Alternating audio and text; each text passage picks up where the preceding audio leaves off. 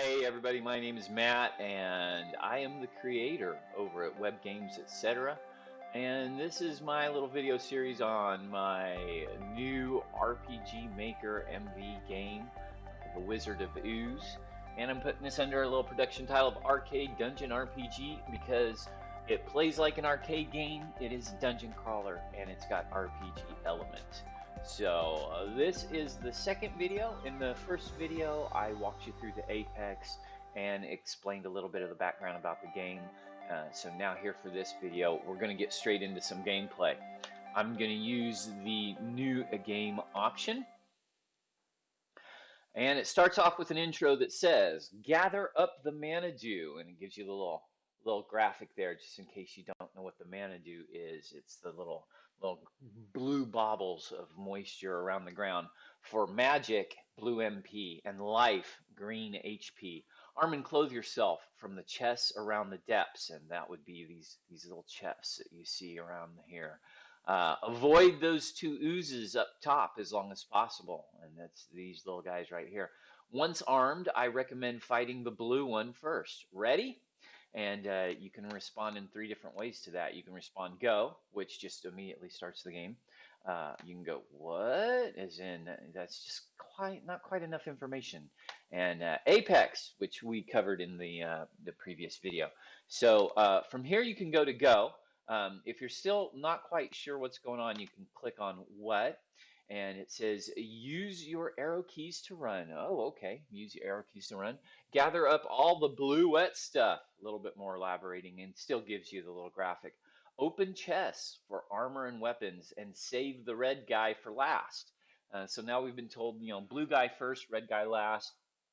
And then it says, "Now run, hero, run," which is obviously a Forrest Gump reference, and there's a lot of pop culture reference here in the game. So we're going to use the arrows to run, and immediately here upon hitting enter, this is going to go.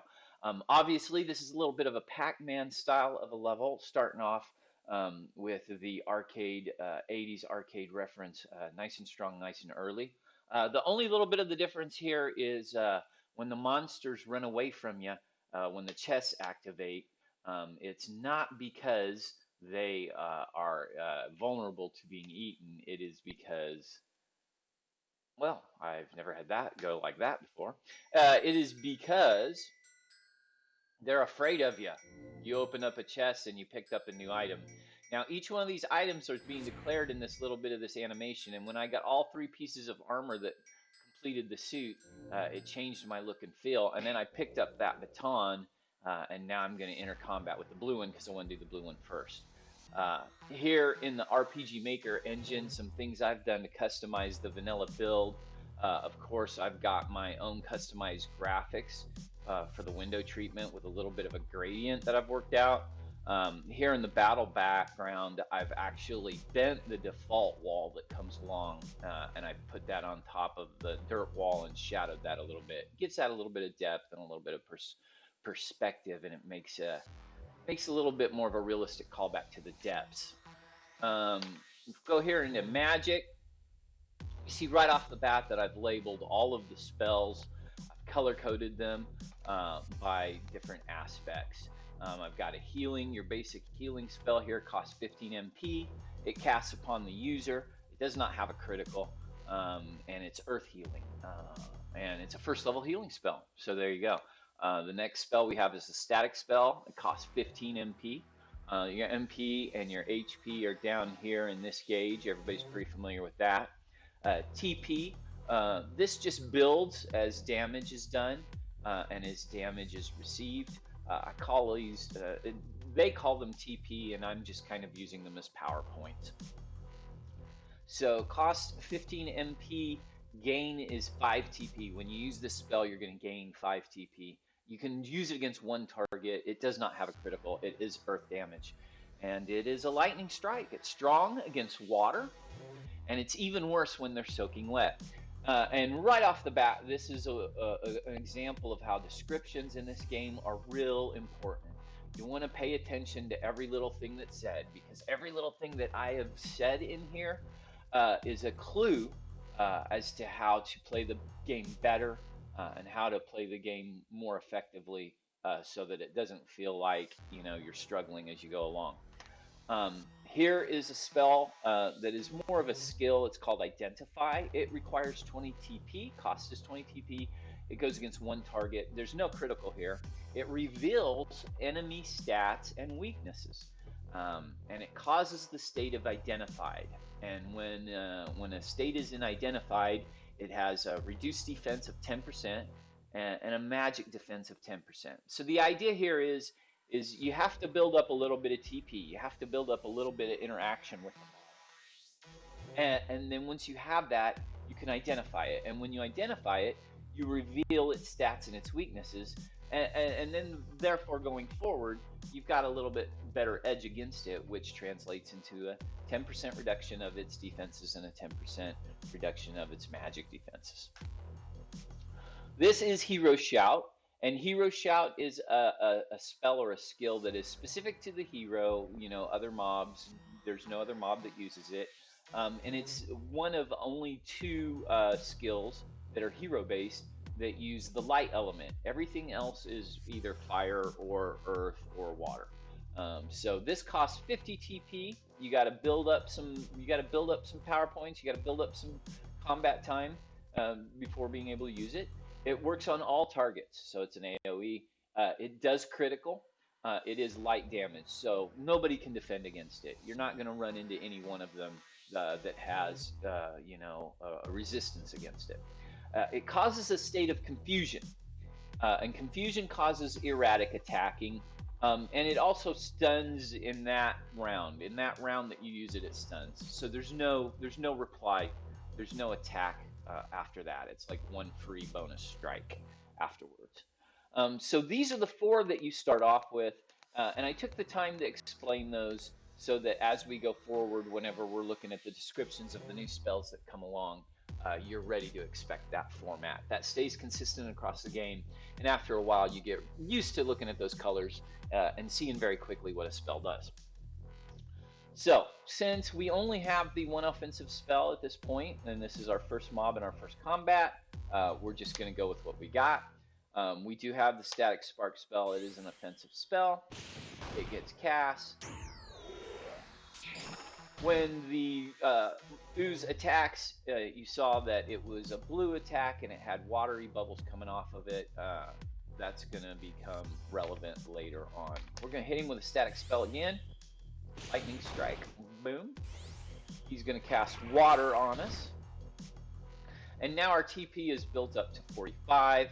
Our HP is 123. If he hits me again, I probably won't die, and he's definitely going to hit me again. But I want to demonstrate a couple of things here early on. So let's put a healing spell on us so that we're nice and tight. And we are going to use the Identify. We'll cast Identify on our mob. And here it gives us an identification screen, and it tells us what the animal is. Blue ooze. It's max HP 380, so that's what it starts off with, and it's max MP 165, which is pretty high. It casts water, and it's weak to earth. Casts water and weak to earth. He's his own bath water. So he gets kind of a free hit off of that identification. That's one of the things that's a little bit of a down is you cast Identify and then he hits you. So you've got to have enough HP to sustain that, and you've got to have enough TP to sustain that. And I did that specifically then because I had enough TP that I knew in the result I was going to have enough to turn around and cast Hero Shout.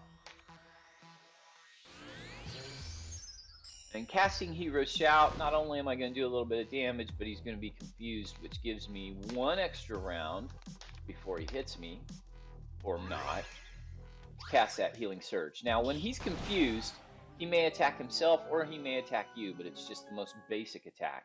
In this case, he attacked himself and finished himself. So, Heroes Victorious, I did change out that music for my own default music. And here you can see that in customizing my battle back, I've got this gradient in the bar, this spot tone gradient that is also specific to the battle backs here in the depths. I got a new spell water, a new animation over me indicated that whenever you Whenever you complete the combat of the first blue mob, you learn the spell of water. The fire ooze over there is a little bit slower and he's a little bit dumber. So you can run rings around him. As long as you hit him second, you're going to be just fine. Because in that, he is a fire ooze. And right here, right off the bat, I've got enough TP to identify him. And so I'm going to do that. I'm going to use my first round to identify. And that means he'll use his first round to strike. And it's not like I'm really losing anything in the middle of combat. So he is a red ooze. And for the point and term of development with the RPG Maker engine, he is a default um, monster. He's a graphic that's given to you when you buy the game. But I've gone through and I've recolored him. I recolored the blue as well. They start out as blue. And I took that one blue guy and I colored all my different various versions. And that includes, the monster that they give you for, the combat mode. And so I colored him red and added the flame. His max HP starting out is 320. His max MP is 180. He shoots fire and he attacks, and he is weak to water. So he's fire element. He's weak to water. He smells like a burning dumpster, which we don't necessarily know that in a non-smell tactile game. So glad that's there to let us know. He casts fire right off the bat for 110. That's pretty heavy. But going forward, we'll have this identified state on him, which is going to give us 10% off his defense and 10% off his magic defense. And we have just learned a brand new spell, Water. Water costs 30 MP and it gains 15 TP. So that's good gainage for TP for a spell. One target, no critical, as is typical of the first level spells. It does do water damage. It forms a drowning bubble and it's strong against fire. It's like magical waterboarding. So let's cast water on our fire ooze here. It does 123, tit for tat, a little bit on, and he hits us for 94. We're still at 172, so we've got a little left, and our TP is close to 42 here. So I know that with the next hit I get in, I'm going to have enough TP to turn around and use my hero shout, which is going to save me a little bit of MP, and it's going to stun him for an extra move in there before he counter strikes. There, my TP is up. He hits me. I'm still within enough HP to not worry about being killed. Cast hero shout. Bammo. And that goes critical. That wipes him out. So I don't even have to worry about it anymore at this point. We learn a new spell of fire. So we learned the water spell having fought the water mob. We learned the fire spell having fought the fire mob. We're building our repertoire with each round of combat.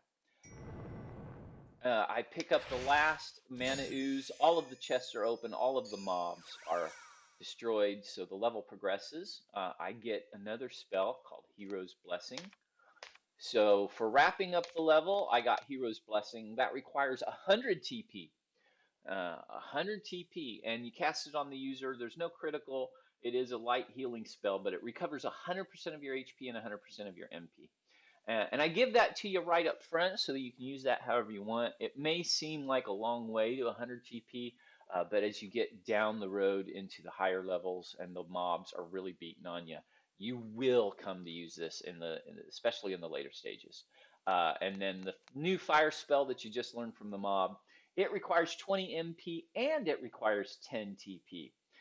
It gains 5 TP back for using it, has one target with no critical. It is fire damage, and much like you saw out of the ooze, it is a burning pillar of fire, strong against earth. Here in level 2, we have 590 HP with 171 MP. And let's look at the armor. The armor that came together, armor automatically equips as you pick it up.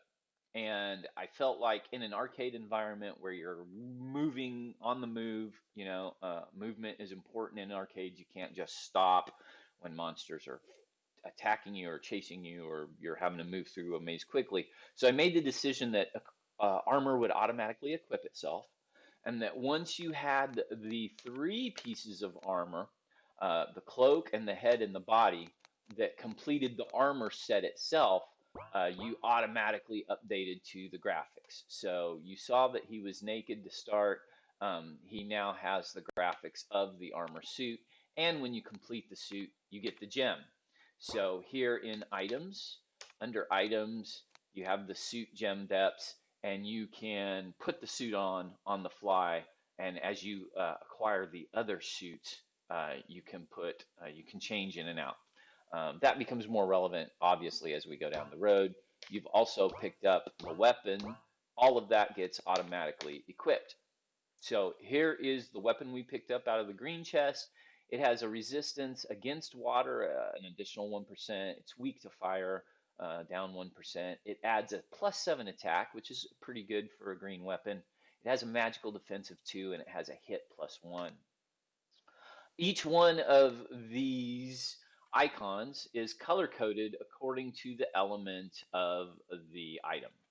So here, the Cloak of Magic is definitely a water-based, mana-based item, so it's in blue. It has a higher resistance to fire, adds +1, but it has a weakness to earth.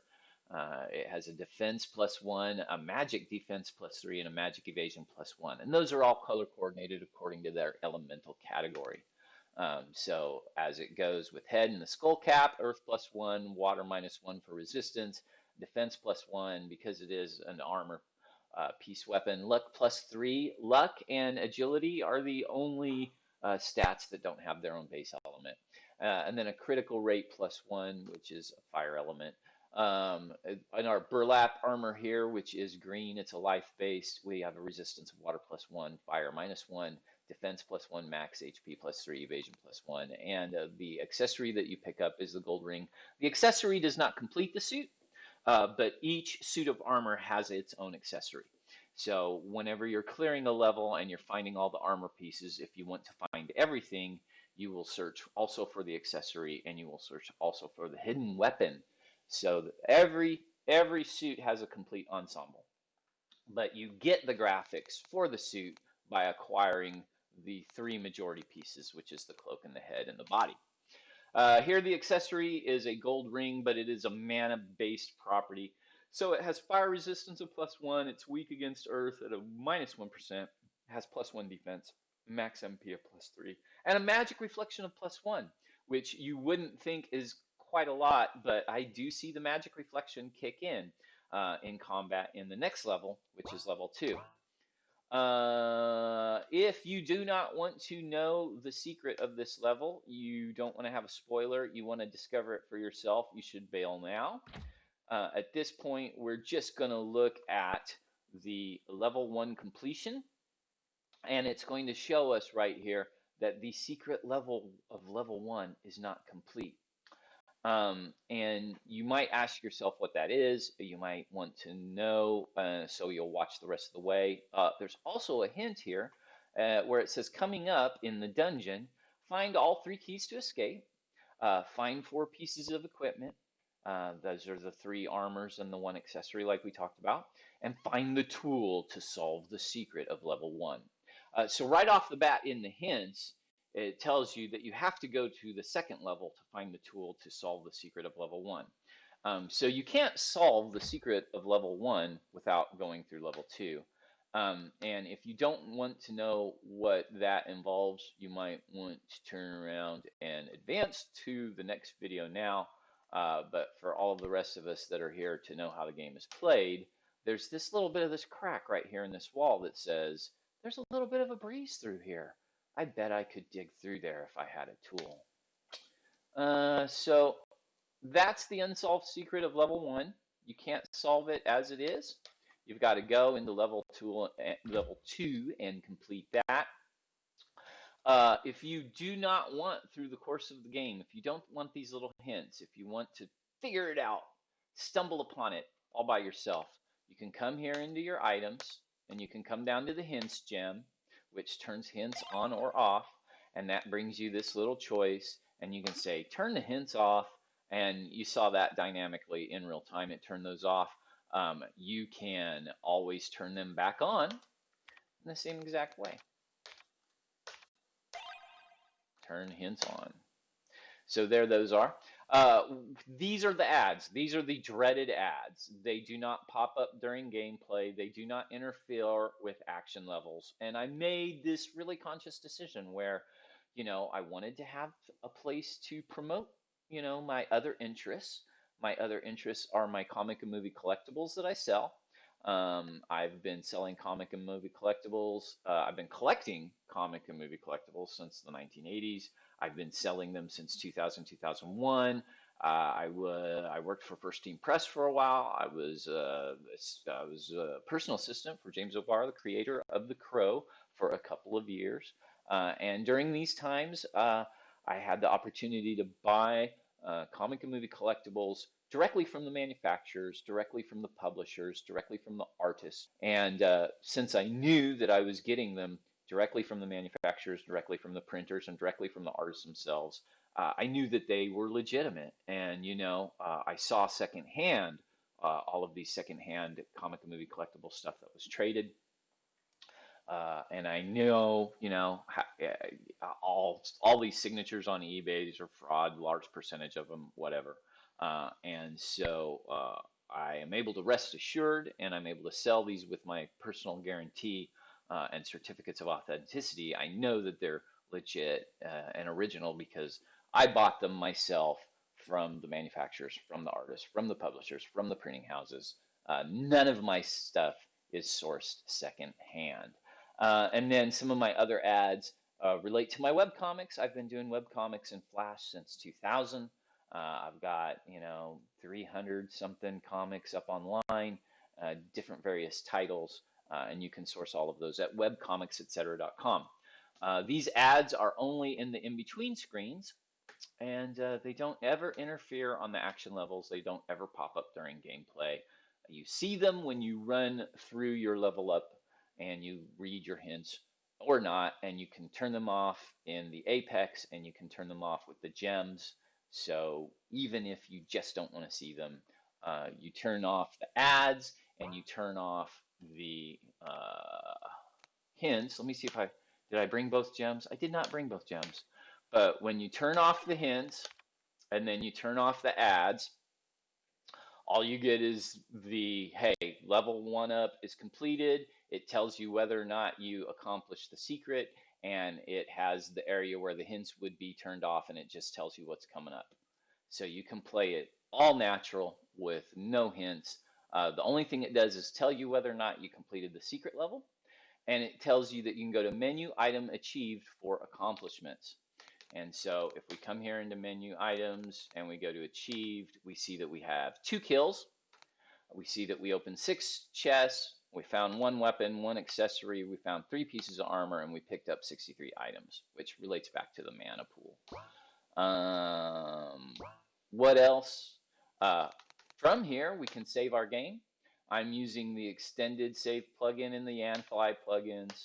I like this because I have set up the specific variables to tell you what your playtime so far is, what your total saves, what your pickup count is, what your secret found, what your mobs killed, and the number of times you died. And in my game, you can just continue dying. It just restarts you at the beginning of the level. You don't have to start over. There's no penalty for it, but there is a place where your deaths are being kept track of. So as this climbs 6, 7, 8, 9, of course, the ideal is to get through here with as few deaths as possible. So that's level 1 completed. Join me for level 2, where we will go through all of that. I won't explain quite as much stuff because now that you have this information, I won't need to give it to you again. And all that other stuff, like, subscribe if you are. If you want to, you will. You know the drill. I'll see you in the next video.